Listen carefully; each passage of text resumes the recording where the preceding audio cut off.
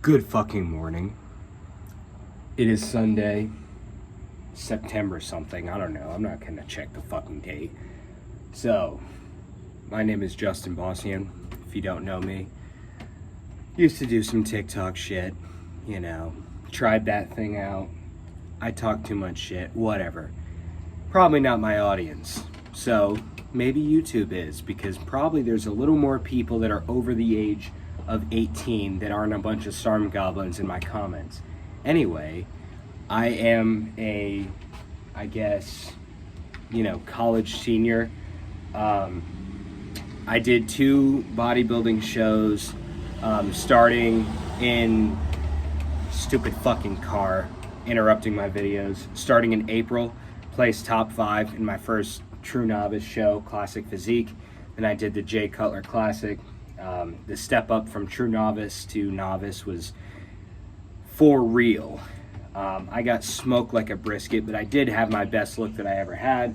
I'm about 195 at about 15% body fat right now in the off season. And the goal is to kind of take this thing on YouTube and show you guys the process of my bulk and working on my weak points, where all the comments were, oh, your arms are smaller, my calves are small. No shit, okay?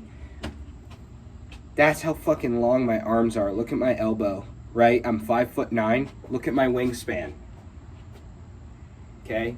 But I still have decent arms. However, most people don't know, you can outwork your weak points and you can train them hard. Ooh. So this is the process of my bulk, of getting my arms and my calves, which you can't see right now, and get them catch up with this chest here, even though my arms have gotten way bigger since the shows. Wait, why? Oh, because I've been bulking, I've been working on my weak points. Anyway, so let's dive into actually what I'm eating, how I'm training, and how I am working out those weak points today. The weak point that we're going to be working is, can't see it, but our hamstrings. So let's get some food in and let's vlog this little hamstring day. This is day 1 of the bulk little episode thingy, whatever you want to call it, of working on my weak points. Going to be tracking this from now until pretty much January, I think, is just where I kind of set my goal, kind of like to see how significant my type of training will take off and improve or disprove my weak points. Last thing, I'll go on this little rant, because I know you really don't give a shit and you'd rather just see, oh, what is this college kid eating on, a shitty budget? Just being a bouncer, bro. Like, because that's what I do. That's how I make my money. It's kind of dog shit money. But hey, this whole little thing, my whole little spiel of why I say what the fuck I want to do, X, Y, Z, because it's my way and it works.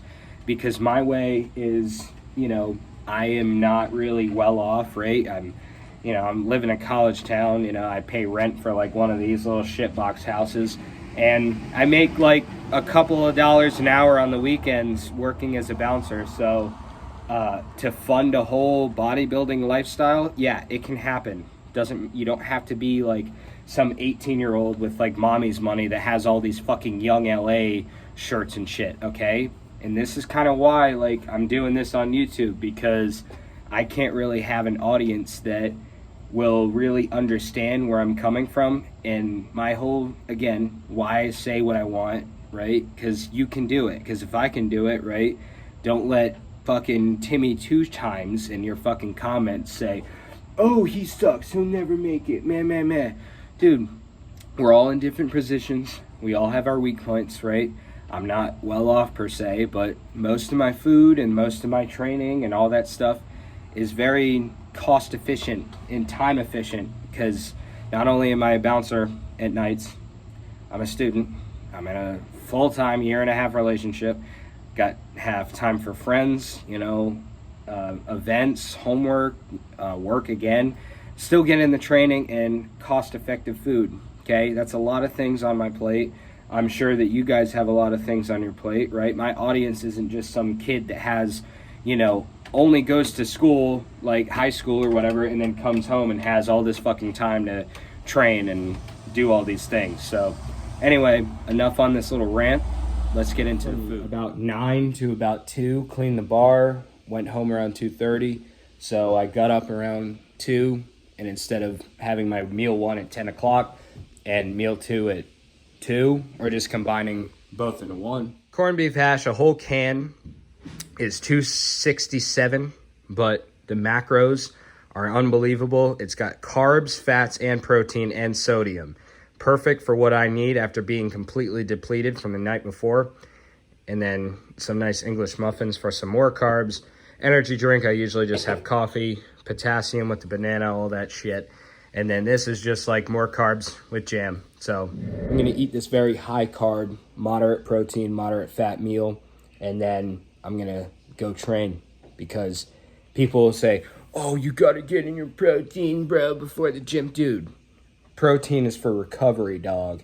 Okay, it doesn't supply hardly any, energy per se, right? I mean, well, unless you just say, like, you listen to, like, I don't know, whoever the fuck has a Young LA contract, and it's like, oh, protein is all that matters. No, take one class in exercise physiology, one basic kinesiology class in college, right? You're gonna get humbled, okay? Carbs, right? Please, for the love of God, if you want to grow, eat your goddamn carbs. So that's what I'm gonna do. I'm gonna go train. The macros for everything and my totals at the end of the day, calorically wise, at the end of the video. But my whole grocery bill for a week is about $80, including all those like pre-made protein shakes, because I hate powder, and I'm always on the road, whether it's going to classes or going to work. Need a pre-made protein shake, right? I mean, it's very hard also to find time to cook chicken and all that stuff. But however, the way I think about it is, if I'm in the off season, right? Everyone's like, oh, cheat meal this, cheat meal that. No, I don't really have like designated cheat meals, but like, let's just say like me and my girlfriend wanted to go get some food, right? Because I'm eating foods that I eat, that I enjoy all day, and I'm hitting my totals, right? That's the time I'm gonna have like my steak and my chicken and stuff to kind of replenish some of those amino acids that I wouldn't have from basic protein sources. But again, this is all cost effective, because why the fuck would you want to pay $200 a week for food, right? Don't. Walking in right now, it's wetter than your sister's fucking box outside. Well, let's train.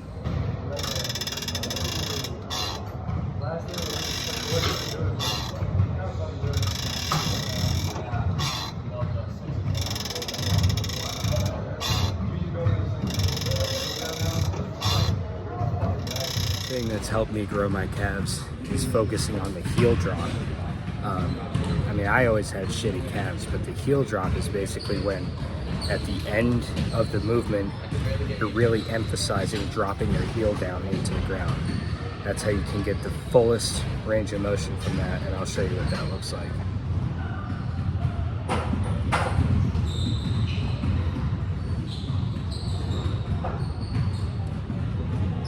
What really sucks about training hamstrings on Sunday after a shift, because it's not like my legs are really tired, it's just I'm so fucking fatigued. Because I mean, I slept until 2, but still fucking tired.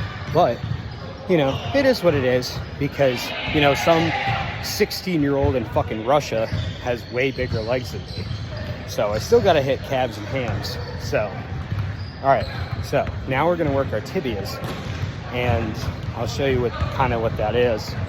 A lot of people don't train it like I didn't, and as soon as I started training the tibias, or the tibialis, which is the front of the calf, was when I kind of noticed a little bit more hypertrophy and less of like the big bird calf look. So I'll show you guys what those look like right now.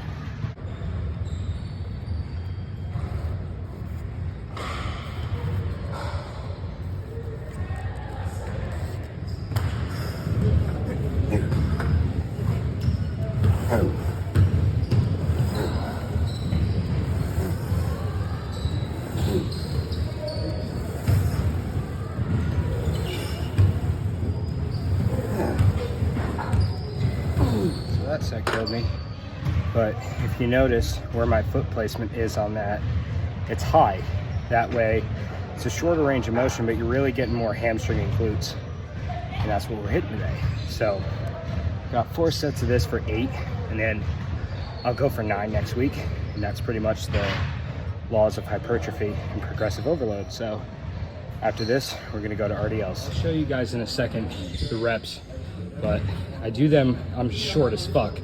So I do elevated RDLs, and you'll see exactly why. I do them on the Smith machine because I have to worry less about using grip strength, and I can really get a full constant contraction rather than just going on power for a regular barbell RDL. Constant tension the whole time with the Smith machine, same principle that I do with chest, but here goes the reps.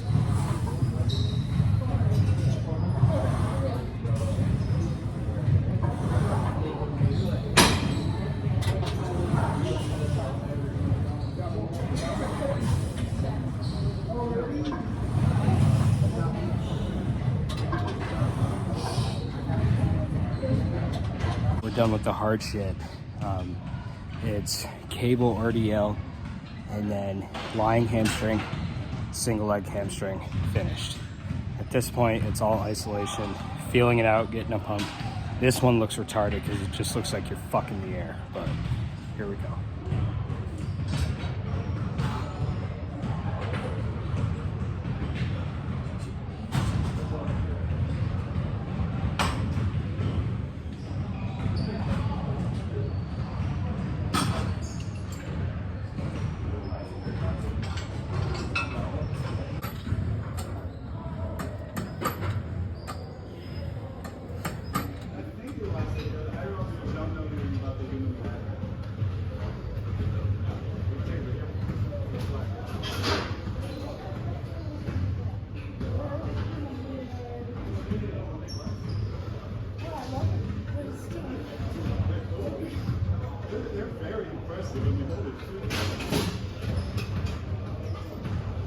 Simple as that.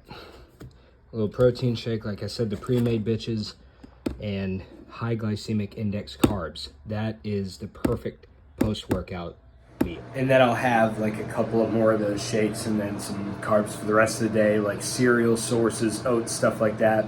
And at the end of the day, I hit about 500 grams of carbs, 200 protein, and the rest is fat. Really, it's not too specific, but anyway, that kind of wraps it up. Pretty much next little video will be in about a week, just to see where we're going, and I'll film like a chest workout. And pretty much this whole series is just for me to document myself and my own growth. I'm trying to get to 240 before my next show. Not really lean, not really like, just 240, because the first contest I did, I dropped 50 pounds. However, I was able to build kind of a foundation physique off of that. It was a very fluffy 220, but I want to get to a very dense 240 by January, by any means necessary. So we'll see you in about a week. But right now I'm just like in the bathroom because kind of want to do a toaster bath because fucking Patriots just lost. But who the fuck cares? I mean, they don't pay my bills, but you know, anyway. So we're gonna train, and until next time, I guess.